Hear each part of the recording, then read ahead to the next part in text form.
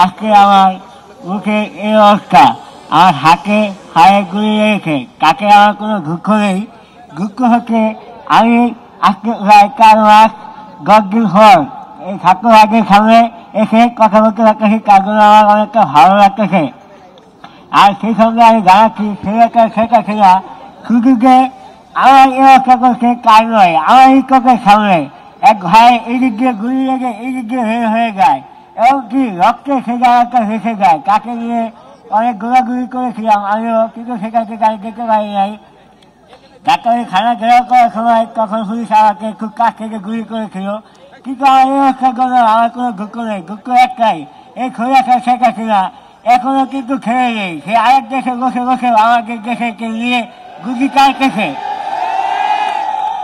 আমরা তাই শেখাকে বলতে চাই, উদ্দেশ্য করে বলতে চাই, সে যেন আরেক দেশে রয়েছে দুর্নীতি না করে, সে যেন আবার বাংলাদেশ আছে দুর্নীতি করে। আমরা তার সাথে যুদ্ধ করার জন্য শত্রুর কাছে এমনকি শত্রু থাকবো।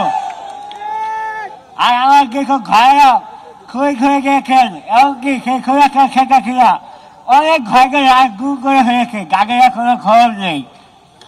আমরা চাই কারো যে খোলাটা শেখা ছিল যেন সতর্ক হয়, আর তার শাস্তি দাবি করছি আমরা, তাকে যেন খুব দূর করে শাস্তি দেওয়া হয়।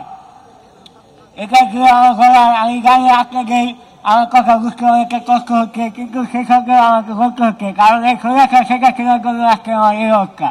তাই আমি চাই তার যেন ফাঁসি হয়, তার যেন কঠিন একটা শাস্তি হয়। আপনারা সেই ব্যবস্থা করবেন। আর কাবেল বাংলাদেশের একমাত্র ইউএল এবং ভিডি সার্টিফাইড কেবল, যা A গ্রেড LME রেজিস্ট্রেশন। ফাঁসি চাই, আপনারা সেই ব্যবস্থা করবেন। এমনকি আমরা সেটা পাবো, যদি আমরা সবাই একই কিছু থাকি, খুনি হাসিনা আমাদের কিছুই করতে হবে না। আমরা সবাই একই কিছু থাকবো। তাই খুনি হাসিনার কোনো গুলিকে এই দেশে করতে দেওয়া যাবে না। হ্যাঁ, আমিও খুনি হাসিনার ফাঁসি চাই। আপনারা আমার জন্য দোয়া করবেন, আমি যেন আপনাদের আগে খুব দূর করে সুস্থ হয়ে আবার আপনাদের আগে চলাফেরা করতে পারি। এমনকি খুবই আপনার যোগ্যে আপনারা আমাকে দোয়া করবেন। আপনারা সবাই ভালো থাকবেন, সুস্থ থাকবেন। সবাইকে আসসালামু আলাইকুম।